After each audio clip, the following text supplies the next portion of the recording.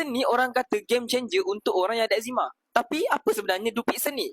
Kalau korang yang ada eczema and nak tahu lebih lanjut berkenaan dengan medication ni, korang boleh save di video supaya korang boleh tengok in the future, okay? Okay, Dupixent ni dia actually adalah biological injection yang dia akan target specific pathway dalam kita punya sistem imun badan. Dupixent ni dia akan bantu untuk kurangkan keradangan lagi tepat berbanding dengan steroid biasa. Sebab tu orang yang ada eczema, bila diorang pakai Dupixent injection ni, diorang punya eczema boleh hilang dengan sangat cepat dan result memang sangat ketara.